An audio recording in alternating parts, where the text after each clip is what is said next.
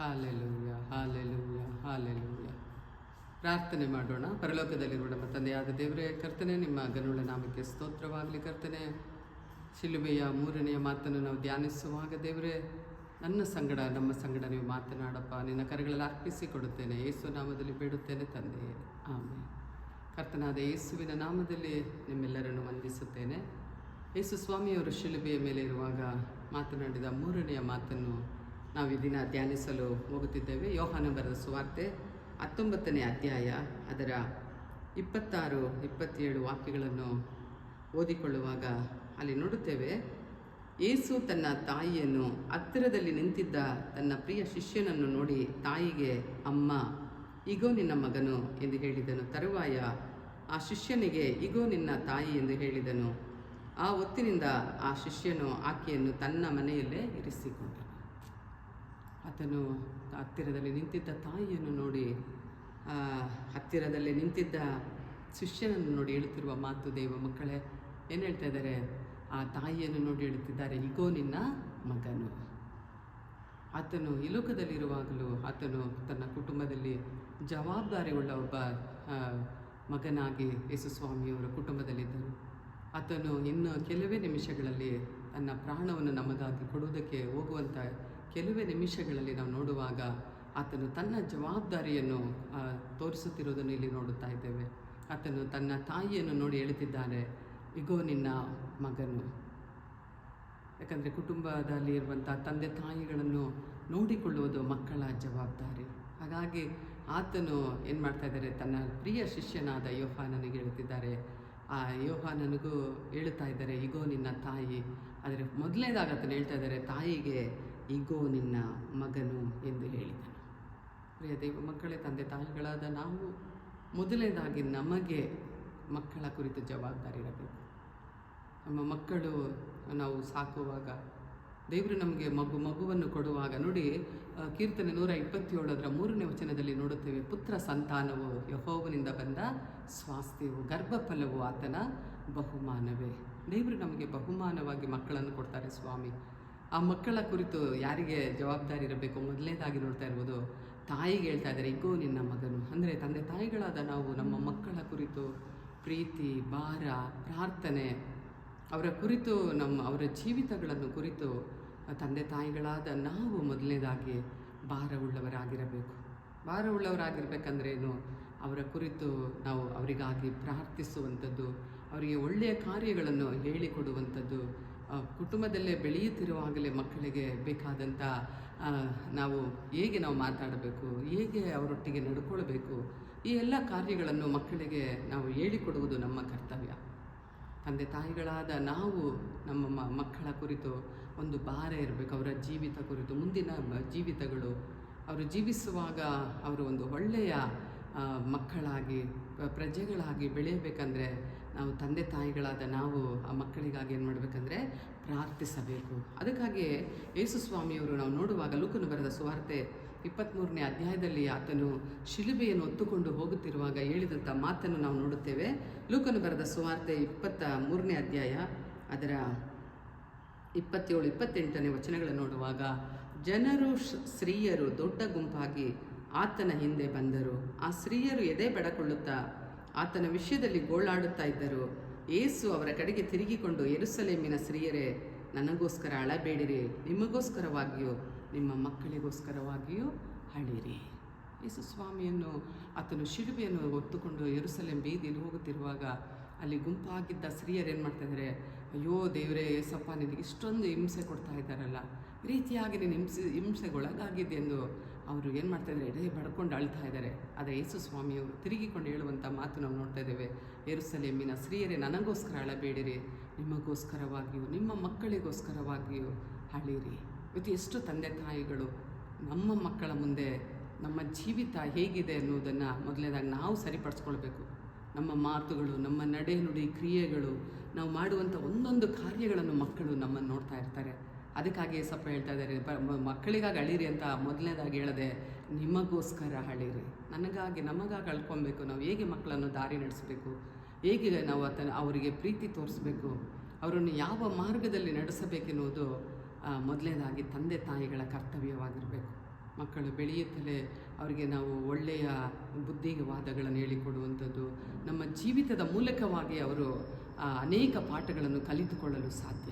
ನಮ್ಮ ಎಲ್ಲವನ್ನು ಮಕ್ಕಳು ಏನು ಮಾಡ್ತಾ ಇರ್ತಾರೆ, ನಮ್ಮನ್ನೇ ದೃಷ್ಟಿಸುತ್ತಾರೆ. ಅಪ್ಪ ಅಮ್ಮ ಹೇಗೆ ಮಾತಾಡ್ತಾರೆ, ಯಾರ ಕುರಿತು ಮಾತಾಡ್ತಾರೆ, ಅವರು ಹೇಗೆ ನಮಗೆ ಪ್ರೀತಿ ತೋರಿಸ್ತಾರೆ, ಹೇಗೆ ನಮ್ಮನ್ನು ನೋಡಿಕೊಳ್ಳುತ್ತಾರೆ, ಇವುಗಳನ್ನೆಲ್ಲ ಮಕ್ಕಳು ಗಮನಿಸ್ತಲೇ ಇರ್ತಾರೆ. ಹಾಗಾಗಿ ದೇವರು ಹೇಳ್ತಾರೆ, ಮೊದಲನೇದಾಗಿ ನಿಮಗೋಸ್ಕರ ಅಳಿರಿ. ಒಂದು ವೇಳೆ ಪ್ರಾರ್ಥಿಸುವ ತಾಯಿಯಾಗಿದ್ದರೆ, ತಂದೆ ತಾಯಿಗಳಾಗಿದ್ದರೆ, ಆಗ ದೇವರಿಗಾಗಿ ನಾವು ಜೀವಿಸುವ ಒಂದೊಂದು ಕಾರ್ಯಗಳು ಮಕ್ಕಳು ನೋಡಿ ಅವರು ಸಹ ಅದನ್ನೇ ಕಲಿತುಕೊಳ್ಳುವುದನ್ನು ನಾವು ನೋಡ್ತೇವೆ. ದೇವ ಮಕ್ಕಳೇ, ಹಾಗಾಗಿ ದೇವರು ಹೇಳ್ತಿದ್ದಾರೆ, ಮೊದಲು ನಿಮಗೋಸ್ಕರವಾಗಿ ಅಳಿರಿ. ನಾವು ನಮ್ಮ ಮಾತುಗಳು, ನಡೆನುಡಿ, ಕ್ರಿಯೆಗಳು, ನಾವು ಹೇಗೆ ಮಕ್ಕಳ ಮುಂದೆ ನಾವು ನಡ್ಕೊಳ್ತೇವೆ, ಅವ್ರನ್ನ ಹೇಗೆ ಸಾಕ್ತಾ ಇದ್ದೇವೆ, ಅವರಿಗೆ ಸರಿಯಾದ ಸಮಯಗಳಲ್ಲಿ ಅವರಿಗೆ ಊಟ ಕೊಡುವುದಾಗಿರಬಹುದು, ನೋಡಿಕೊಳ್ಳುವಂಥ ಕಾರ್ಯಗಳಾಗಿರಬಹುದು, ಯಾವ ರೀತಿ ನಾವು ಅವರನ್ನು ಪೋಷಿಸ್ತಾ ಇರ್ತೇವೆ, ಇವುಗಳನ್ನೆಲ್ಲ ಮಕ್ಕಳು ನೋಡುವಾಗ ಅವರು ಸಹ ಅದೇ ರೀತಿಯಾಗಿ ಬೆಳೆಯಲು ಸಾಧ್ಯ. ಅನಂತರ ದೇವರು ಹೇಳ್ತಾ ಇದ್ದಾರೆ, ನಿಮ್ಮ ಮಕ್ಕಳಿಗೋಸ್ಕರ ಅಳಿರಿ. ಎಷ್ಟು ತಂದೆ ತಾಯಿಗಳು ಮಕ್ಕಳ ಜೀವಿತಕ್ಕಾಗಿ ನಾವು ಅಳ್ತಾ ಇದ್ದೇವೆ. ಪ್ರತಿದಿನ ನಮ್ಮ ಮಕ್ಕಳ ಕುರಿತು ನಾವು ಪ್ರಾರ್ಥಿಸುವಂಥದ್ದು ನಮ್ಮ ಕರ್ತವ್ಯವಾಗಿದೆ. ಅವರ ಜೀವಿತ ಸುಂದರವಾಗಿ ರೂಪಿಸಲ್ಪಡಬೇಕಾದ್ರೆ ತಂದೆ ತಾಯಿಗಳಾದ ನಾವು ಅವರಿಗಾಗಿ ನಾವು ಪ್ರಾರ್ಥನೆ ಮಾಡಬೇಕು. ಅವರು ಹೇಗೇ ಹೋಗಿರಲಿ, ಕರ್ತನು ಅವರನ್ನು ಸರಿಯಾದ ಮಾರ್ಗದಲ್ಲಿ ಕರ್ತನು ಕರಕೊಂಡು ಬಂದೇ ಬರ್ತಾರೆ. ಅದಕ್ಕಾಗಿ ನಾವೇನು ಮಾಡಬೇಕಂದ್ರೆ, ಮೊದಲನೇದಾಗಿ ತಂದೆ ತಾಯಿಗಳಾದ ನಾವು ಬರೀ ತಾಯಿಗೆ ಹೇಳಿದ್ದಾರೆ ಅಂತ ತಿಳ್ಕೊಳ್ಬಾರ್ದು. ದೇವ ಮಕ್ಕಳೇ, ಅಲ್ಲಿ ನಿಮಗೋಸ್ಕರ ಅಂದರೆ ತಂದೆ ತಾಯಿಗಳ ಜೊತೆಯಲ್ಲೇ ಸೇರ್ತಾ ಇದ್ದಾರೆ. ಇಬ್ಬರು ಸೇರ್ಕೊಂಡು ನಾವೇನು ಮಾಡಬೇಕು, ಪ್ರತಿದಿನ ತನ್ನ ಮಕ್ಕಳಿಗಾಗಿ ಪ್ರಾರ್ಥಿಸುವಂಥದ್ದು, ಸರಿಯಾದ ಮಾರ್ಗದಲ್ಲಿ ಅವರು ನಡೆಸುವಂಥದ್ದು, ನಮ್ಮ ಮಾತುಗಳ ಮೂಲಕ ಅವರು ಒಳ್ಳೆಯ ಮಾತುಗಳನ್ನೇ ಕಲಿತುಕೊಂಡು ಜೀವಿಸುವಂತೆ ನಾವು ಅವರ ಮುಂದೆ ಮಾದರಿಯಾಗಿರಬೇಕು. ಎರಡನೇದಾಗಿ ಅವರಿಗೋಸ್ಕರ ನಾವೇನು ಮಾಡಬೇಕು, ಪ್ರಾರ್ಥಿಸಬೇಕು. ಯೋಬನನ್ನು ನೋಡುವಾಗ ಆತನು ಏನು ಮಾಡಿದ, ಬೆಳಗ್ಗೆ ಎದ್ದು ಎಂದು ಹೇಳಲ್ಪಟ್ಟಿದೆ. ಆತನು ಮುಂಜಾನೆಯಲ್ಲಿ ಎದ್ದು ತನ್ನ ಎಲ್ಲ ಮಕ್ಕಳಿಗೋಸ್ಕರ ಅವನೇನು ಮಾಡ್ತಾಯಿದ್ದ, ಪ್ರಾರ್ಥನೆ ಮಾಡ್ತಾಯಿದ್ದ. ಇವತ್ತು ತಂದೆ ತಾಯಿಗಳಾದ ನಾವು ನಮ್ಮ ಮಕ್ಕಳಿಗೋಸ್ಕರ ಎಷ್ಟು ಸಾರಿ ನಾವು ಪ್ರಾರ್ಥಿಸ್ತಾ ಇದ್ದೇವೆ. ಅವರ ಮುಂದಿನ ಒಂದೊಂದು ದಿನದ ಜೀವಿತಗಳು ಸಹ ಸುಂದರವಾಗಿ ರೂಪಿಸಲ್ಪಡಬೇಕಾದರೆ, ಅವರ ಜೀವಿತಗಳು ಆಶೀರ್ವದಿಸಲ್ಪಡಬೇಕಾದರೆ ತಂದೆ ತಾಯಿಗಳಾದ ನಾವು ಇಬ್ಬರು ಕೂಡಿಕೊಂಡು ಏನು ಮಾಡಬೇಕು, ಅವರಿಗೋಸ್ಕರ ಪ್ರಾರ್ಥಿಸಬೇಕು. ಒಂದು ವೇಳೆ ಕೆಲಸಕ್ಕೆ ಯಜಮಾನರು ಹೋಗೋದಾದರೂ ತಾಯಿಯಾದ ನಾವುಗಳು ನಮ್ಮ ಮಕ್ಕಳಿಗಾಗಿ ಪ್ರತಿದಿನ ಕಣ್ಣೀರಿನಿಂದ ಅವರಿಗಾಗಿ ನಾವು ಪ್ರಾರ್ಥಿಸ್ತಾ ಇರಬೇಕು. ಆ ರೀತಿ ಪ್ರಾರ್ಥಿಸಿದಂಥ ಅನೇಕರ ಜೀವಿತ ನೋಡುವಾಗ ಅದು ಸುಂದರವಾಗಿ ದೇವರು ರೂಪಿಸಲು ಆತನು ಶಕ್ತನಾಗಿದ್ದಾರೆ. ದೇವರ ವಾಕ್ಯದಲ್ಲಿ ನಾವು ನೋಡುತ್ತೇವೆ, ದೇವ ಮಕ್ಕಳೇ, ತಂದೆ ತಾಯಿಗಳಾದ ನಮಗೆ ಜವಾಬ್ದಾರಿಯನ್ನು ದೇವರು ಕೊಟ್ಟಿದ್ದಾರೆ. ನಿಮಗೋಸ್ಕರವಾಗಿಯೂ ನಿಮ್ಮ ಮಕ್ಕಳಿಗೋಸ್ಕರವಾಗಿಯೂ ಅಳಿರಿ. ನಾವು ತಂದೆ ತಾಯಿಗಳಾದ ನಾವು ಹೇಗೆ ಜೀವಿಸಬೇಕು, ಹೇಗೆ ಅವರನ್ನು ನಡೆಸಬೇಕೆಂದು ಸಹ ನಾವು ನೋಡುವಾಗ ಜ್ಞಾನೋಕ್ತಿ 22:6ನೇ ವಚನದಲ್ಲಿ ನೋಡ್ತೇವೆ, ನಡೆಯಬೇಕಾದ ಮಾರ್ಗಕ್ಕೆ ತಕ್ಕಂತೆ ಹುಡುಗನನ್ನು ಶಿಕ್ಷಿಸು. ನಡೆಯಬೇಕಾದ ಮಾರ್ಗಕ್ಕೆ ತಕ್ಕಂತೆ ಹುಡುಗನನ್ನು ಶಿಕ್ಷಿಸು, ಮುಪ್ಪಿನಲ್ಲಿಯೂ ಓರೆಯಾಗನು. ಹೇಗೆ ಮಗು ನಡ್ಕೊಳ್ಬೇಕು, ಯಾವ ರೀತಿ ಅವನು ಜೀವಿಸಬೇಕು, ಅವನನ್ನು ಯಾವ ಒಂದು ಸತ್ಯ ನಾವು ಹೇಳ್ಕೊಟ್ಟು, ಅಂದರೆ ನಮ್ಮ ಜೀವಿತ ನೋಡೇ ಮಗು ಕಲ್ತ್ಕೊಂಡ್ಬಿಡುತ್ತೆ. ನಾವು ಹೇಗೆ ನಡ್ಕೊಳ್ತಾ ಇದ್ದೀವಿ, ನಾವು ಆ ಮಾರ್ಗದಲ್ಲಿ ಹೇಗೆ ನಾವು ನಡೀತೀವಿ. ಉದಾಹರಣೆಗೆ, ನಾವು ನನ್ನ ತಂದೆ ತಾಯಿಗಳನ್ನು ಸನ್ಮಾನಿಸಿದ್ರೆ ನಮ್ಮ ಮಕ್ಕಳು ಸಹ ನಮ್ಮ ತಂದೆ ನಮ್ಮನ್ನು ಏನು ಮಾಡ್ತಾರೆ, ಸನ್ಮಾನಿಸಲು ಸಾಧ್ಯ. ಹಿರಿಯವರಿಗೆ ನಾವು ಗೌರವಿಸುವಂಥದ್ದು, ತಂದೆ ತಾಯಿಗಳನ್ನು ಗೌರವಿಸುವಂಥದ್ದು, ನಮ್ಮ ಮಕ್ಕಳನ್ನು ಏನು ಮಾಡಬೇಕು, ನಡೆಯಬೇಕಾದ ಮಾರ್ಗಕ್ಕೆ ಅಂದರೆ ಅವರಿಗೆ ನಾವು ಚಿಕ್ಕ ವಯಸ್ಸಿನಿಂದಲೇ ಹೇಳ್ಕೊಡ್ಬೇಕು. ಈ ರೀತಿಯಾಗಿ ಒಬ್ಬರು ದೊಡ್ಡವ್ರು ನೋಡಿದಾಗ ಹಾಸ್ಯ ಮಾಡೋದಲ್ಲ, ಅವರಿಗೆ ಗೌರವಿಸುವಂಥದ್ದು, ಅವರಿಗೆ ಮರ್ಯಾದೆ ಕೊಡುವಂಥದ್ದು, ಅವರಿಗೆ ಏನು ಮಾಡ್ತೀವಿ, ಕೆಲವು ಸಮಯ ಸಹಾಯ ಮಾಡುವಂಥದ್ದು. ಇದು ಮಾತ್ರವಲ್ಲ, ಅಲ್ಲಿ ಹೇಳ್ತಾ ಇದೆ, ನಡೆಯಬೇಕಾದ ಮಾರ್ಗಕ್ಕೆ ತಕ್ಕಂತೆ ನಿನ್ನ ಮಗನನ್ನು ಏನು ಮಾಡಬೇಕಂತೆ, ನೀವು ಶಿಕ್ಷಿಸಬೇಕು. ಉದಾಹರಣೆಗೆ ಹೇಳ್ತೀನಿ, ಬೆಳಗ್ಗೆ ನಾವೆಲ್ಲ ಎದ್ದಾಳ್ತೀವಿ, ನಮ್ಮ ಮಕ್ಕಳನ್ನ ನಾವು ಎಬ್ಬಿಸ್ತೀವಿ. ಇದೆಲ್ಲ ಒಂದು ವಿಧವ ಶಿಕ್ಷೆ. ಅಂದರೆ ಬರೀ ಕೋಲ್ ತೊಗೊಂಡು ಬೆತ್ತ ತೊಗೊಂಡು ಹೊಡೆಯೋದಲ್ಲ ದೇವ ಮಕ್ಕಳೇ. ಅವರನ್ನು ನಾವು ಪ್ರೀತಿಯಿಂದ ತಿದ್ದಿ ಸರಿಪಡಿಸುವಂಥ ಕಾರ್ಯಗಳು ಇಲ್ಲಿ ಹೇಳಲ್ಪಟ್ಟಿದೆ. ಅವರನ್ನು ಸರಿಯಾದ ಮಾರ್ಗದಲ್ಲಿ ಅವರಿಗೆ ಕೆಲವೊಂದು ಕ್ರಮಬದ್ಧವಾಗಿ ಅವರನ್ನು ನಡೆಸಬೇಕು. ನಾವು ಬೆಳಗ್ಗೆ ಎಬ್ಬಿಸುವಂಥದ್ದು, ಪ್ರಾರ್ಥನೆ ಮಾಡುವಂಥ ಹೇಳಿಕೊಡುವಂಥದ್ದು, ಬೈಬಲ್ ಓದಲಿಕ್ಕೆ ಹೇಳಿಕೊಡುವಂಥದ್ದು, ಮತ್ತು ದೊಡ್ಡವರನ್ನು ನೋಡುವಾಗ ಗೌರವಿಸುವಂಥದ್ದು. ನಾವು ಏನು ಮಾಡ್ತೇವೆ ಅದನ್ನೇ ಮಗು ಮಾಡುತ್ತೆ. ಹಾಗಾಗಿ ದೇವರ ವಾಕ್ಯದಲ್ಲಿ ಹೇಳುತ್ತದೆ, ನಡೆಯಬೇಕಾದ ಮಾರ್ಗಕ್ಕೆ ತಕ್ಕಂತೆ ಹುಡುಗನನ್ನು ಶಿಕ್ಷಿಸು, ಮುಪ್ಪಿನಲ್ಲಿಯೂ ಏನಾಗಲ್ಲ ಅಂತ, ಅವನು ಓರೆಯಾಗಲ್ಲ. ಅಂದರೆ ನಮಗೆ ವಯಸ್ಸಾದರೂ ಸಹ ನಮ್ಮ ಮಕ್ಕಳು ನಮ್ಮನ್ನು ನೋಡಿಕೊಳ್ಳಲು ಸಾಧ್ಯ. ನಾವು ಸರಿಯಾದ ಮಾರ್ಗದಲ್ಲಿ ಅವರನ್ನು ನಡೆಸಬೇಕು. ಯಾಕಂದ್ರೆ ನಾವು ಯಾವ ಮಾರ್ಗದಲ್ಲಿ ನಾವು ಹೋಗ್ತಾ ಇರ್ತೀವಿ ಅದನ್ನೇ ಮಗು ನೋಡ್ತಾ ಇರುತ್ತೆ. ಅದನ್ನು ನೋಡಿ ನಮಗೇನು ಮಾಡುತ್ತೆ ಆ ಮಗು, ಅದು ನಮ್ಮನ್ನು ಅದು ನಡೆದುಕೊಂಡು ಬರಲು ಸಾಧ್ಯ. ಜನಗಳೇ ನೋಡಿ, ನಾವು ಯಾವಾಗಲೂ ದೇವರ ವಾಕ್ಯ ಓದುವಾಗ ದೇವರ ವಾಕ್ಯ ಹೇಳುತ್ತದೆ, ಮಗನನ್ನು ಹಿಂಗೆ ಶಿಕ್ಷಿಸು, ಮಕ್ಕಳನ್ನು ಈ ರೀತಿಯಲ್ಲಿ ಸಾಕಿ ಸಲುಹಿ. ದೇವರ ವಾಕ್ಯ ಬಹಳ ಸ್ಪಷ್ಟವಾಗಿ ಹೇಳ್ತಾ ಇದೆ. ಅದಕ್ಕೆ ನಾವೇನಾಗಿರಬೇಕು, ನಾವು ತಂದೆ ತಾಯಿಗಳಾದ ನಾವು ಮಕ್ಕಳನ್ನು ಸರಿಯಾದ ಮಾರ್ಗದಲ್ಲಿ ಅವರನ್ನು ನಾವು ನಡೆಸಬೇಕು. ನಾವು ನೋಡ್ತೇವೆ ಕೀರ್ತನೆ ಇದೇ ಜ್ಞಾನೋಕ್ತಿ 29:15 ನೋಡುತ್ತೇವೆ, ಬೆತ್ತ ಬೆದರಿಕೆಗಳಿಂದ ಜ್ಞಾನ ಉಂಟಾಗುವುದು, ಶಿಕ್ಷಿಸದೆ ಬಿಟ್ಟ ಹುಡುಗನು ತಾಯಿಯ ಮಾನವನ್ನು ಕಳೆಯುವನು. ತಪ್ಪು ಮಾಡುವಾಗ ಅದಕ್ಕಂತ ಚಂದ ಕೋಲ್ತಾಂಡು ಹೊಡೆದಾಕ್ಲಿಕ್ಕೆ ಅಲ್ಲ ದೇವ ಮಕ್ಕಳೇ, ಅವರು ನಾವು ಬೆದರಿಕೆ ಅಂದರೆ ಎದುರಿಸ್ಬೇಕು, ಮಾಡಬಾರ್ದಪ್ಪ, ಇದು ತಪ್ಪು ಮಾಡುವಾಗ ಮಕ್ಕಳಿಗೆ ನಾವೇನು ಮಾಡಲ್ಲ, ಹೇಳ್ಕೊಡಲ್ಲ, ಇದು ಮಾಡಬಾರ್ದು, ಇದು ಒಳ್ಳೆಯದಲ್ಲ, ಇಂಥ ಕಾರ್ಯಗಳನ್ನು ಬಿಡಬೇಕು. ಚಿಕ್ಕ ವಯಸ್ಸಿಂದನೇ ಸ್ಟಾರ್ಟ್ ಮಾಡಬೇಕು, ನಾವು ಅವರಿಗೆ ಹೇಳ್ಕೊಡ್ಬೇಕು. ಕೆಲವು ಸಮಯ ನೋಡಿ ಮಕ್ಕಳು ಗೊತ್ತಿಲ್ಲದೆ ಏನಾದರೂ ಒಂದು ಪೆನ್ಸಿಲ್ಲೋ ಪೆನ್ನೋ ಸ್ಕೂಲಿಂದ ಕತ್ಕೊಂಡು ಬಂದರೆ ನಾವೇನು ಮಾಡಲ್ಲ, ಅದನ್ನು ಪರವಾಗಿಲ್ಲ ಬಿಡು ಅಂತ ಬಿಡೋದಲ್ಲ. ಇದಲ್ಲಪ್ಪ, ಬೇರೆಯವ್ರದ್ದು ಅದನ್ನು ಕೊಟ್ಬಿಡು, ಇದನ್ನು ಹೀಗೆ ಮಾಡಬಾರ್ದು. ಇಲ್ಲಿ ವಚನ ಎಷ್ಟು ಚೆನ್ನಾಗಿ ಹೇಳ್ತದೆ ಅಂದರೆ, ಬೆದರಿಕೆಗಳಿಂದ ಜ್ಞಾನ ಉಂಟಾಗುವುದು. ಅದಕ್ಕೆ ಅಂತ ಒಂದೆರಡೇಟ ಹೊಡಿತೀವಿ ನಾವು, ಇಲ್ಲ ಅಂತ ಹೇಳಲ್ಲ. ಆದರೆ ಅದೇ ವಾಕ್ಯ ಹೇಳುತ್ತೆ, ನೀನು ಹೊಡೆಯುವಂಥದ್ದು ಹೇಗಿರಬಾರ್ದು, ಅವನ ಕೆಲವು ಸಮಯ ನಾವು ಹೊಡೆಯುವಾಗ ತುಂಬ ಕೆಲವರು ಹೊಡೆದುಬಿಟ್ರೆ ಆ ನೊಂದು ಹೋಗೋವ್ರ ಥರ ಹೊಡೆದು ಆ ರೀತಿ ಅಲ್ಲ ದೇವ ಮಕ್ಕಳೇ. 1-2 ಏಟ ಸುಮ್ಮನೆ ಯಾವಾಗಾದರೂ ಹೊಡಿತೀವಿ. ಹೊಡೆಯುವುದಕ್ಕಿಂತಲೂ ಪ್ರೀತಿಯಿಂದ ಮಾತನಾಡಿ ಮಕ್ಕಳನ್ನು ತಿದ್ದುವಾಗ ಅವರು ಬಹಳಷ್ಟು ಚೇಂಜ್ ಆಗಿ ಬರುವುದನ್ನು ನಾವು ಇಲ್ಲಿ ನೋಡ್ತೇವೆ. ಇಲ್ಲಿ ನೋಡ್ತಾ ಇದ್ದೇವೆ, ಶಿಕ್ಷಿಸದೆ ಬಿಟ್ಟ ಹುಡುಗನು ತಾಯಿಯ ಮಾನವನ್ನು ಕಳೆಯುವನು. ತಪ್ಪು ಮಾಡುವಾಗ ಬರೀ ಬೆತ್ತ ತೊಗೊಂಡು ಹೊಡೆಯೋದಲ್ಲ, ಅವರಿಗೆ ಬುದ್ಧಿವಾದಗಳನ್ನು ಹೇಳಿ, ಬೇಡ ಇದು ಬೇರೆಯವ್ರದ್ದು, ನಾವು ಮುಟ್ಟಬಾರ್ದು, ಅದು ತಗೊಳ್ಬಾರ್ದು, ಆ ರೀತಿ ನಾವು ಚಿಕ್ಕ ಪ್ರಾಯದಿಂದಲೇ ಅವ್ರಿಗೆ ಹೇಳ್ಕೊಂಡು ಬರುವಾಗ ಅವ್ರು ಏನು ಮಾಡ್ತಾರೆ, ಆ ರೀತಿಯ ಸತ್ಯದಲ್ಲಿ ಬರ್ತಾರೆ ಮಕ್ಕಳು. ಇಲ್ಲದೆ ಹೋದರೆ ನಮ್ಮ ಮಾನ ಕಳೆಯುವಂಥ ಕಾರ್ಯಗಳನ್ನು ಮಕ್ಕಳು ಏನು ಮಾಡ್ತಾರಂತೆ ಇಲ್ಲಿ ಮಾಡ್ತಾರೆ. ನೋಡಿ, ಅದೇ 17ನೇ ವಚನದಲ್ಲಿ ನೋಡುತ್ತೇವೆ, ಮಗನನ್ನು ಶಿಕ್ಷಿಸು, ನಿನ್ನನ್ನು ಸುಧಾರಿಸುವನು, ಅವನೇ ನಿನ್ನ ಆತ್ಮಕ್ಕೆ ಮೃಷ್ಟಾನ್ನನಾಗುವನು. ಮಗನನ್ನು ಏನು ಮಾಡಬೇಕಂತೆ, ಶಿಕ್ಷಿಸು. ತಪ್ಪು ಮಾಡುವಾಗ ನಾವು ಏನು ಮಾಡಲ್ಲ, ಕೆಲವು ಸಮಯ ನೋಡಿ ಚರ್ಚ್ಗಳಲ್ಲಿ ಆಟ ಆಡ್ತಾ ಇರ್ತವೆ ಮಕ್ಕಳು. ನಾವೇನಾದರೂ ಸೇವಕರಾಗಿ ನಾವೇ ಅಪ್ಪ ಒಂದು ಸ್ವಲ್ಪ ಮಕ್ಕಳು ನೋಡ್ಕೊಳ್ಳಿ ಅಂದರೆ ತಂದೆ ತಾಯಿ ಕೋಪ ಬಂದುಬಿಡುತ್ತೆ. ಅಂದರೆ ಅದನ್ನು ಹೇಳ್ಕೊಡ್ಬೇಕು, ಇಲ್ಲಿ ಗಲಾಟೆ ಮಾಡಬಾರ್ದು, ಇಲ್ಲಿ ಮಕ್ಕಳು ನಿಶ್ಶಬ್ದವಾಗಿ ಕೂರಿಸ್ಕೊಳ್ಬೇಕು, ಅಥವಾ ಏನೋ ಅವ್ರಿಗೊಂದು ತಿಂಡಿನೇನೋ ತಂದು ಕೊಟ್ಬಿಟ್ಟು ಸಮಾಧಾನವಾಗಿ ಇಟ್ಕೊಳ್ಳುವಂಥದ್ದು. ಈ ರೀತಿಯಾಗಿ ಅವ್ರನ್ನ ನಾವು ಮಾಡುವಾಗ ಅವರು ಬೆಳೀತಲೇ ಏನು ಮಾಡ್ತಾರೆ, ಒಂದು ಸರಿಯಾದ ಮಾರ್ಗದಲ್ಲಿ ಬೆಳೀಲಿಕ್ಕೆ ಸಾಧ್ಯವಾಗುತ್ತೆ. ಅವನೇ ನಿನ್ನ ಆತ್ಮಕ್ಕೆ ಮೃಷ್ಟಾನ್ನನಾಗುವನು. ಅಂದರೆ ನಾವು ಮಕ್ಕಳನ್ನು ಸರಿಯಾದ ಕ್ರಮದಲ್ಲಿ ನಾವು ನಡೆಸುವಾಗ ನಮ್ಮ ಆತ್ಮಕ್ಕೆ ಅವರೇನು ಕೊಡ್ತಾರಂತೆ, ಮೃಷ್ಟಾನ್ನ ಅಂದರೆ ಒಳ್ಳೆಯ ಆಶೀರ್ವಾದಕರವಾಗಿ ಮಕ್ಕಳು ಬೆಳೆದು ಜ್ಞಾನದಲ್ಲಿ ಬೆಳೆದು ಬರುವುದನ್ನು ನಾವು ನೋಡ್ತೇವೆ. ಮೊದಲನೇದಾಗಿ ತಂದೆ ತಾಯಿಗಳಾದ ನಾವು, ನಮ್ಮ ಮಾತುಗಳು, ನಾವು ಕೆಟ್ಟ ಮಾತಾಡಿದ್ರೆ ಅವರು ಕೆಟ್ಟ ಮಾತಾಡ್ತಾರೆ, ನಾವು ಚಾಡಿ ಹೇಳೋದು ಕಲ್ತ್ಕೊಂಡಿದ್ರೆ ಅವರು ಚಾಡಿಯನ್ನೇ ಹೇಳ್ತಾರೆ. ದೇವ ಮಕ್ಕಳೇ, ಮಕ್ಕಳ ಮುಂದೆ ನಮ್ಮ ಜೀವಿತ ಬರೀ ಚಿಕ್ಕ ಮಕ್ಕಳು ಅಂತ ಹೇಳ್ತಾ ಇಲ್ಲ, ಅವರು ಬೆಳೆಯುತ್ತಲೂ ದೊಡ್ಡವರಾಗುವಾಗಲೂ ನಮ್ಮ ಜೀವಿತಗಳನ್ನು ಮೊದಲನೇದಾಗಿ ತಂದೆ ತಾಯಿಗಳಾದ ನಾವು ಕಾಯ್ದುಕೊಳ್ಬೇಕು. ಇದಕ್ಕೇನು ಮಾಡಬೇಕಂತ ಹೇಳುತ್ತೆ ದೇವ್ರು ಹೇಳ್ತಾ ಇದ್ದಾರೆ, ನಿಮಗೋಸ್ಕರ ಹಳ್ಳಿರಿ, ಪ್ರಾರ್ಥಿಸ್ಬೇಕು ನಾವು. ದೇವರೇ, ನನ್ನ ಜೀವಿತ ನನ್ನ ಮಕ್ಕಳ ಮುಂದೆ, ಕುಟುಂಬದ ಮುಂದೆ ಅಪ್ಪ, ನಾವು ಹೊರಗಡೆ ಹೋಗುವಾಗಲೂ ಅವರ ಮಧ್ಯದಲ್ಲಿ ನಾನು ಮಾದರಿಯಾಗಿ ನಡೆದುಕೊಳ್ಳೋದಕ್ಕೆ ಸಹಾಯ ಮಾಡಿ. ಹೇಗೆ ನಾನು ನಡ್ಕೊಳ್ಬೇಕು, ನನಗೆ ಜ್ಞಾನ ಕೊಡಿ ಕರ್ತನೆ ಎಂದು ನಾವು ಸಹ ಕೇಳಬೇಕು.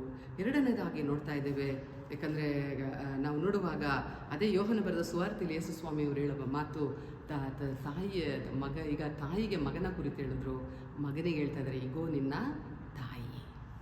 ಪ್ರಿಯ ದೇವ ಮಕ್ಕಳೇ, ತಂದೆ ತಾಯಿಗಳ ಕಾರ್ಯಗಳನ್ನು ಕುರಿತು ನೋಡುವಾಗ ಮಕ್ಕಳಾದ ನಾವು ಎಷ್ಟಾಗಿ ನಮ್ಮ ತಂದೆ ತಾಯಿಗಳನ್ನು ನಾವು ಘನಪಡಿಸ್ತೇವೆ. ನಾವು 10 ಆಜ್ಞೆಗಳಲ್ಲಿ 5ನೆಯ ಆಜ್ಞೆ ಏನು ಗೊತ್ತಾ, ನಿನ್ನ ತಂದೆ ತಾಯಿಗಳನ್ನು ಸನ್ಮಾನಿಸಬೇಕು, ಸನ್ಮಾನಿಸಿದರೆ ನಿನಗೆ ಮೇಲಾಗುವುದು, ನೀನು ಭೂಮಿಯ ಮೇಲೆ ಬಹುಕಾಲ ಬದುಕುವೆ. ಎಂಥ ಒಂದು ವಾಗ್ದಾನ!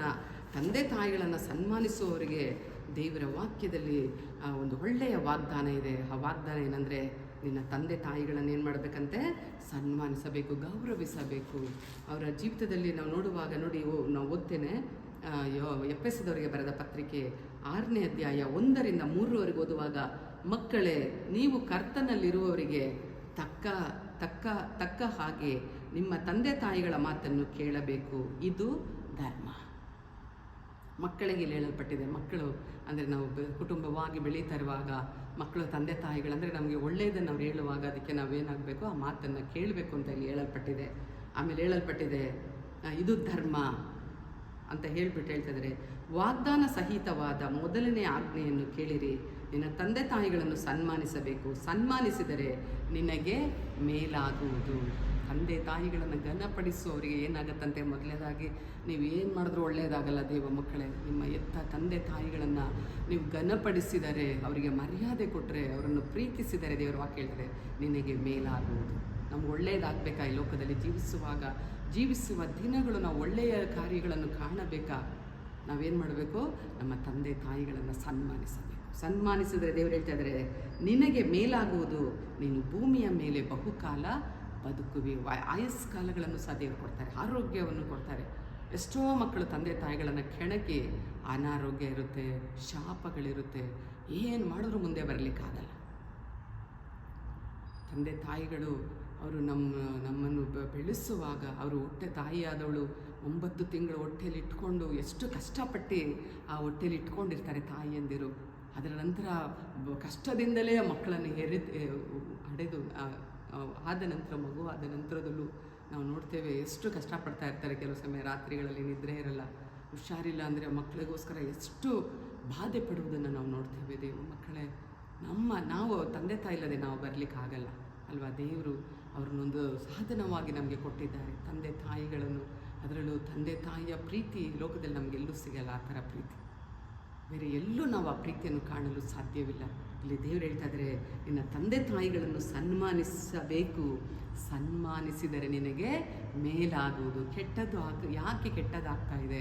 ನಾವು ತಂದೆ ತಾಯಿಗಳನ್ನು ಸನ್ಮಾನಿಸದೇ ಇದ್ದರೆ, ನಾವು ಯಾವಾಗ ನಮ್ಮ ತಂದೆ ತಾಯಿಗಳನ್ನ ಕುರಿತು ಪ್ರೀತಿ ಅಕ್ಕರೆ ಅವ್ರನ್ನ ನಾವು ನೋಡ್ಕೊಳ್ತೇವೋ ದೇವ ಮಕ್ಕಳೇ, ಆಗ ದೇವರು ನಮಗೆ ಆಶೀರ್ವಾದಗಳನ್ನು ಉಂಟು ಮಾಡ್ತಾರೆ. ಒಳ್ಳೆಯದಾಗೋದು ಮಾತ್ರ ಹೇಳ್ತಾ ಇದ್ದಾರೆ, ನೀನು ಭೂಮಿಯ ಮೇಲೆ ಹೇಗಿರ್ತೀಯಂತೆ ಬಹುಕಾಲ ಬದುಕುವೆ. ನಮ್ಮ ಜೀವಿತಗಳಲ್ಲಿ ಹೆಚ್ಚಿನ ಆರೋಗ್ಯ, ಆಯಸ್ಕಾಲ, ಆಶೀರ್ವಾದಗಳು ಬೇಕಂದರೆ ನಾವೇನು ಮಾಡಬೇಕಂತೆ, ನಮ್ಮ ತಂದೆ ತಾಯಿಗಳನ್ನು ನಾವು ಸನ್ಮಾನಿಸಬೇಕು, ಗೌರವಿಸಬೇಕು. ಅವ್ರನ್ನ ದಯವಿಟ್ಟು ಕಣ್ಣೀರು ಹಾಕ್ಸಲಿಕ್ಕೆ ಹೋಗಬೇಡಿ. ಅವ್ರ ಕಣ್ಣೀರು ಹಾಕೋದು ನಮಗೆ ಆಶೀರ್ವಾದವಲ್ಲ. ಒಂದು ವೇಳೆ ನಿಮ್ಮ ಅತ್ತೆ ಮಾವ ಆಗಿದ್ದರೂ ಸಹ ಅವರು ನಿಮಗೆ ತಂದೆ ತಾಯಿಗಳೇ. ಅದೇ ಅವರು ನಮಗೆ ತಂದೆ ತಾಯಿಗಳು. ದೇವ ಮಕ್ಕಳೇ, ಬರೀ ಅಪ್ಪ ಅಮ್ಮನನ್ನೇ ಘನಪಡಿಸಬೇಕು ಒಳ್ಳೆಯದೇ, ಆದರೆ ನಮಗೆ ಒಂದು ವೇಳೆ ಆ ಮದುವೆ ಆದ ನಂತರ ಅತ್ತೆ ಮಾವ ಆಗಿರ್ತಾರೆ, ಅವ್ರನ್ನ ಕಣ್ಣೀರು ಹಾಕ್ಸೋದು ಒಳ್ಳೆಯದಲ್ಲ. ಅವ್ರು ತಪ್ಪಿದ್ರೆ ಹೇಳಿಬಿಡಿ ಅವ್ರಿಗೆ, ಈ ಥರ ಇದೆ, ಇದನ್ನು ನೀವು ಮಾಡಬಾರ್ದು ಅಂತ. ಆದರೆ ದೇವರ ವಾಕ್ಯದಲ್ಲಿ ನಾವು ನೋಡುತ್ತೇವೆ, ದೇವ ಜನಗಳೇ, ನಾವು ತಂದೆ ತಾಯಿಗಳಿಗೆ ಗೌರವಿಸುವಾಗ ದೇವರು ಉನ್ನತವಾದ ಆಶೀರ್ವಾದಗಳನ್ನು ಕರ್ತನೆ ಏನು ಮಾಡ್ತಾರಂತೆ ನಮ್ಮ ಜೀವಿತದಲ್ಲಿ ಮಾಡುವ ದೇವರು. ಇವತ್ತು ಎಷ್ಟೋ ಸರಿ ನಮಗೆ ಯಾಕೆ ಒಳ್ಳೆಯದಾಗಿಲ್ಲ, ನಮ್ಮ ಜೀವಿತದಲ್ಲಿ ಯಾಕೆ ಕಣ್ಣೀರು ಕಷ್ಟ ಅಂತ ಕೇಳುವವರಿಗೆ ದೇವರು ವಾಕ್ಯ ಹೇಳುತ್ತೆ, ನೀನು ನಿನ್ನ ತಂದೆ ತಾಯಿಗಳನ್ನು ನೀವು ಸನ್ಮಾನಿಸುವಾಗ ದೇವರು ಏನು ಮಾಡ್ತಾರಂತೆ, ನಿಮಗೆ ನಿಮ್ಮ ಜೀವಿತದಲ್ಲಿ ಒಳ್ಳೆಯದಾಗುತ್ತೆ. ನೋಡಿ, ಇದೇ ಜ್ಞಾನೋಕ್ತಿ 23-22 ನಾವು ನೋಡ್ತೇವೆ, ಎತ್ತ ತಂದೆಯ ಮಾತಿಗೆ ಕಿವಿಗೊಡು, ಮುಪ್ಪಿನಲ್ಲಿಯೋ ತಾಯಿಯನ್ನು ಅಸಡ್ಡೆ ಮಾಡಬೇಡ. ಎತ್ತ ತಂದೆಯ ಮಾತಿಗೆ ಏನು ಮಾಡಬೇಕಂತೆ, ನಾವು ಕಿವಿಗೊಡಬೇಕು.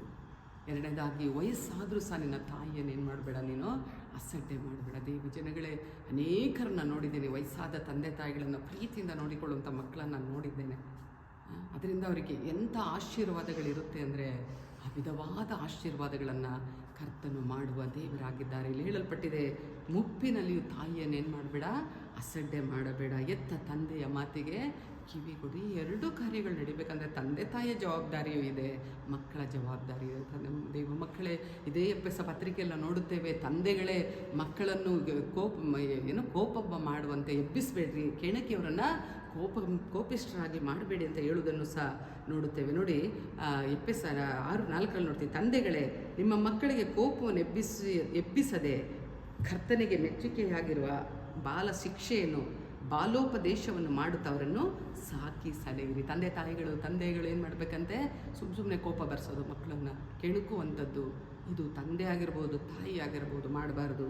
ಎರಡನೇದಾಗಿ ಹೇಳ್ತಾ ಇದ್ದಾರೆ, ಕರ್ತನಿಗೆ ಮೆಚ್ಚುಗೆಯಾಗಿರುವ ಬಾಲ ಶಿಕ್ಷೆಯನ್ನು, ಬಾಲೋಪದೇಶವನ್ನು ಮಾಡುತ್ತಾ ಅವರನ್ನು ಸಾಕಿ ಸಲಹಿರಿ. ಹೇಗೆ ಸಲಹಬೇಕಂತೆ, ಒಂದು ಚಿಕ್ಕ ಪ್ರಾಯ ಗೊತ್ತಾಗಲ್ಲ ಮಕ್ಕಳಿಗೆ, ಆ ಪುಟ್ಟ ಪ್ರಾಯದಿಂದಲೇ ಒಳ್ಳೆಯ ರೀತಿಯಲ್ಲಿ ನಾವು ಪ್ರೀತಿಯಿಂದ ಅವರಿಗೆ ಒಳ್ಳೆಯ ಪಾಠಗಳನ್ನು ಹೇಳ್ಕೊಡುವಂಥದ್ದು, ಒಳ್ಳೆಯ ಶಿಕ್ಷೆ ಅಂದರೆ ಏನು, ಇದನ್ನು ಮಾಡಬೇಡ ಅದನ್ನು ಮಾಡಬೇಡ ಅನ್ನೋದೇ ದೊಡ್ಡದು. ಮಕ್ಕಳ ದೇವಜನಗಳೇ, ಹೊಡೆಯೋದಲ್ಲ. ಹೊಡೆದು ಮಕ್ಕಳನ್ನ ನಾವು ಹಠಮಾರಿಗಳಾಗಿ ಮಾಡಬಾರ್ದು. ಅವರಿಗೋಸ್ಕರ ಕಣ್ಣೀರು ಇಡಬೇಕು. ಎರಡನೇದಾಗ ಅವ್ರ ಮುಂದೆ ನಮ್ಮ ಜೀವಿತವನ್ನು, ಮಕ್ಕಳು ನಮ್ಮನ್ನೇ ನೋಡೋದು ಯಾವಾಗಲೂ. ತಂದೆ ತಾಯಿಗಳೇ ಇದಕ್ಕೆ ಕಾರಣರು ನಾವು. ಹಾಗಾಗಿ ನಾವೇನು ಮಾಡಬೇಕಂತ ಹೇಳಿ ವಚನ ಹೇಳ್ತಾ ಇದೆ, ಅವರಿಗೆ ಬಾಲ ಶಿಕ್ಷೆಯನ್ನು, ಬಾಲೋಪದೇಶವನ್ನು ಮಾಡುತ್ತಾ ಅವರನ್ನು ಸಾಕಿ ಸಲಹಿರಿ. ಉಪದೇಶ ಮಾಡಬೇಕು ಅಂತ ಹೇಳಲ್ಪಟ್ಟಿದೆ. 106 ವಾಕ್ಯಗಳುಂಟು. ಆದರೆ ದೈವ ಜನಗಳೇ, ನಾನು ಯಾಕೆ ಯೇಸು ಸ್ವಾಮಿ ಹೇಳಿದಂಥ ಮಾತುಗಳಲ್ಲಿ ನಾವು ನೋಡ್ತಾ ಇದ್ದೇವೆ, ಬರೀ ಆತನು ಒಬ್ಬರಿಗೆ ಜವಾಬ್ದಾರಿ ಕೊಡಲಿಲ್ಲ, ತಾಯಿಗೂ ಕೊಡ್ತಾ ಇದ್ದಾರೆ, ಮಗನಿಗೂ ಕೊಡ್ತಾ ಇದ್ದಾರೆ. ಅಂದರೆ ಮಕ್ಕಳ ಒಂದು ಕರ್ತವ್ಯವೂ ಉಂಟು. ತಂದೆ ತಾಯಿಗಳಾದ ನಾವು ನಮ್ಮ ಮಕ್ಕಳ ಕುರಿತು ನಮಗೆ ಕೆಲವು ಕರ್ತವ್ಯಗಳನ್ನು ಕೊಟ್ಟಿರ್ತಾರೆ. ನಾವು ತಂದೆ ತಾಯಿಗಳಾದ ನಾವು ಅವರನ್ನು ಹೇಗೆ ಸಾಕಿ ಸಲಹಬೇಕು, ಹೇಗೆ ದೇವರ ಮಾರ್ಗದಲ್ಲಿ ಅವರನ್ನು ಕರ್ಕೊಂಡು ಬರಬೇಕು, ಯಾವ ರೀತಿ ಅವರಿಗೋಸ್ಕರ ಪ್ರಾರ್ಥಿಸಬೇಕು. ಅವರು ತಪ್ಪು ದಾರಿಗೆ ಹೋದ ನಂತರ ಅಲ್ಲ ದೇವ ಮಕ್ಕಳು, ಅದಕ್ಕೆ ಮುಂಚಿತವಾಗಿ ಅವರಿಗೋಸ್ಕರ ನಾವು ಪ್ರಾರ್ಥಿಸಬೇಕು. ನಮ್ಮ ಕಣ್ಣೀರು ಎಂದಿಗೂ ವ್ಯರ್ಥವಾಗೋದಿಲ್ಲ. ಹಾಗಾಗಿ ಯೇಸು ಸ್ವಾಮಿಯವರು ಈ ಜವಾಬ್ದಾರಿಯನ್ನು ನಮಗೆ ಕೊಟ್ಟಿದ್ದಾರೆ. ನಾವು ನಮ್ಮನ್ನು ಅರ್ಪಿಸಿ ಕೊಡೋಣ. ಹೌದು ದೇವರೇ, ತಂದೆ ತಾಯಿಗಳಾದ ನಾವು ನಮ್ಮ ಮಕ್ಕಳ ಮುಂದೆ ಮಾದರಿಗಳಾಗಿ, ಅದೇ ರೀತಿ ಮಕ್ಕಳಾದ ನಾವುಗಳು ಸಹ ನಮ್ಮ ತಂದೆ ತಾಯಿಗಳನ್ನು ಸನ್ಮಾನಿಸುವಂತೆ, ಆಗ ಮಾತ್ರ ದೇವರೇ ಒಳ್ಳೆಯದಾಗುತ್ತದೆ ಎಂದು ಹೇಳಿದ್ದಾರೆ. ನೋಡಿ, ನಾವು ಏನೇನೋ ಮಾಡಿದ್ರೂ ಒಳ್ಳೆಯದಾಗಲ್ಲ. ತಂದೆ ತಾಯಿಗಳನ್ನು ಸನ್ಮಾನಿಸುವಾಗ, ಹಿರಿಯವರುಗಳನ್ನು ಘನಪಡಿಸುವಾಗ, ಗೌರವಿಸುವಾಗ ನಮಗೆ ದೇವರ ಆಶೀರ್ವಾದಗಳನ್ನು ಉಂಟು ಮಾಡ್ತಾರೆ. ಹಳೆ ಕಾಲದಲ್ಲಿ ಹೇಳೋರು, ಹಿರಿಯರ ಆಶೀರ್ವಾದ ನಮಗೆ ಬೇಕು ಅಂತ ಹೇಳೋರು. ಹಿರಿಯವ್ರ ಹತ್ರ ಹೋಗ್ಬಿಟ್ಟು ನಾವು ಶಾಪ ತೊಗೊಂಡು ಬರಬೇಡಿ ಅಂತ ಹೇಳೋರು. ನೀವು ಮಕ್ಕಳೇ, ಈ ಬೆಳಗಿನ ಜಾವದಲ್ಲಿ ಅರ್ಪಿಸಿ ಕೊಡೋಣ. ಹೌದು ದೇವರೇ, ನನ್ನ ಮಕ್ಕಳನ್ನು ನಾನು ಸಾಕುವುದಕ್ಕೆ ನನಗಾಗಿ ನಾನು ಹತ್ತುಕೊಳ್ತೇನೆ ಸ್ವಾಮಿ. ನನಗೆ ಜ್ಞಾನ ಕೊಡಿ, ಯಾವ ರೀತಿ ಅವರನ್ನು ಸಾಕಿ ಸಲುಹಬೇಕು, ನನಗೆ ಜ್ಞಾನ ಕೊಡಿ. ಅದೇ ರೀತಿಯಾಗಿ ಮಕ್ಕಳು ಸಹ ನಾವು ಬೇಡಿಕೊಳ್ಬೇಕು, ನನ್ನ ತಂದೆ ತಾಯಿಗಳನ್ನು ಹೇಗಪ್ಪ ನಾನು ಸನ್ಮಾನಿಸಲಿ, ಅವರನ್ನು ದುಃಖಪಡಿಸೋದು ನನಗೆ ಬೇಡ ದೇವರೇ. ಈ ದಿನದಿಂದ ನಾನು ಅರ್ಪಿಸಿ ಕೊಡ್ತೇನಪ್ಪ, ನನ್ನ ತಂದೆ ತಾಯಿಗಳನ್ನು ನಾನು ಘನಪಡಿಸುತ್ತೇನೆ. ಈ ಒಂದು ವೇಳೆಯಲ್ಲಿ ನಾವು ಕರ್ತನ ಕರೆಗಳಲ್ಲಿ ಅರ್ಪಿಸಿಕೊಟ್ಟು ನಾವು ಪ್ರಾರ್ಥಿಸೋಣ. Hallelujah, hallelujah, hallelujah, hallelujah. ಯೇಸುವೇ, ಸ್ತೋತ್ರ ಮಾಡುತ್ತೇನಪ್ಪ, ಸ್ತುತಿಸುತ್ತೇನೆ ಕರ್ತನೆ. Hallelujah, hallelujah. ಪರಲೋಕದಲ್ಲಿರುವ ನಮ್ಮ ತಂದೆಯಾದ ದೇವರೇ, ಕರ್ತನೆ, ನಿಮ್ಮ ಗನುಳ್ಳ ನಾಮಕ್ಕೆ ಸ್ತೋತ್ರವಾಗಲಿ ಕರ್ತನೆ. ಹೌದು ಸ್ವಾಮಿ, ತಾಯಿಯನ್ನು ಕುರಿತು ಹೇಳುತ್ತೀರಲ್ಲಪ್ಪ, ಹತ್ತಿರದಲ್ಲಿ ನಿಂತಿದ್ದ ತಾಯಿಯನ್ನು ನೋಡಿ, ಈಗೋ ನಿನ್ನ ಮಗನು, ಪಕ್ಕದಲ್ಲಿ ನಿಂತಿದ್ದ ಶಿಷ್ಯನನ್ನು ನೋಡಿ, ಈಗೋ ನಿನ್ನ ತಾಯಿ ಎಂದು. ಹೌದು ದೇವರೇ, ತಂದೆ ತಾಯಿಯಾದ ನಮಗೂ ಮಕ್ಕಳಿಗೂ ನೀನು ಒಂದು ಜವಾಬ್ದಾರಿಯನ್ನು ಕೊಟ್ಟಿದ್ದಿ ಸ್ವಾಮಿ. ದೇವರೇ, ನಾವು ತಂದೆ ತಾಯಿಯಿಂದ ಅನೇಕ ಆಶೀರ್ವಾದಗಳಿಗೆ ಪಾತ್ರರಾಗುವಂತೆ, ವಿಧೇಯರಾಗುವಂತೆ ಕರ್ತನೆ ನಮಗೆ ಸಹಾಯ ಮಾಡಿ ಕರ್ತನೆ. ಅದು ಮಾತ್ರವಲ್ಲ, ನಮಗೆ ಕೊಟ್ಟ ಮಕ್ಕಳನ್ನು ನಾವು ಹೇಗೆ ಸಾಕಿ ಸಲಹಬೇಕು ದೇವರೇ, ಅವ್ರನ್ನ ಯಾವ ರೀತಿಯಲ್ಲಿ ಕರ್ತನೆ ಅನ್ಯರ ದೈವ ಮಕ್ಕಳ ಮಧ್ಯದಲ್ಲಿ, ಅನ್ಯರ ಮಧ್ಯದಲ್ಲಿ ದೊಡ್ಡವರನ್ನು ನೋಡುವಾಗ, ಚಿಕ್ಕವರು ನೋಡುವಾಗ ಯಾವ ರೀತಿ ಘನಪಡಿಸಬೇಕು, ನಮ್ಮ ಮಾತುಗಳ ಮೂಲಕವಾಗಿ, ನಮ್ಮ ಜೀವಿತದ ಮೂಲಕವಾಗಿ ಅವರನ್ನು ಸರಿಯಾದ ಸತ್ಯದಲ್ಲಿ ನಡೆಸುವುದಕ್ಕೆ ನಮಗೆ ಸಹಾಯ ಮಾಡಿ ಕರ್ತನೆ. ಈ ವಾಕ್ಯವನ್ನು ಕೇಳುತ್ತಿರುವ ಒಬ್ಬೊಬ್ಬರನ್ನು ನೀವು ಆಶೀರ್ವದಿಸಿ, ಒಂದೊಂದು ತಂದೆ ತಾಯಿಗಳ ಜೀವಿತದಲ್ಲಿಯೂ ಮಕ್ಕಳ ಜೀವಿತದಲ್ಲಿಯೂ ಅದ್ಭುತಗಳನ್ನು ಮಾಡಿ ಅಪ್ಪ, ನಮ್ಮಲ್ಲಿ ತಂದೆ ತಾಯಿ ಮಕ್ಕಳ ಮಧ್ಯದಲ್ಲಿ ಐಕ್ಯತೆಯನ್ನು ಉಂಟು ಮಾಡಿ ನಿಮ್ಮ ಕರೆಗಳಲ್ಲಿ ಅರ್ಪಿಸಿಕೊಡುತ್ತೇನೆ. ಯೇಸು ಕ್ರಿಸ್ತನ ಅಮೂಲ್ಯ ನಾಮದಲ್ಲಿ ಬೇಡಿಕೊಳ್ಳುತ್ತೇನೆ ತಂದೆ, ಆಮೇಲೆ.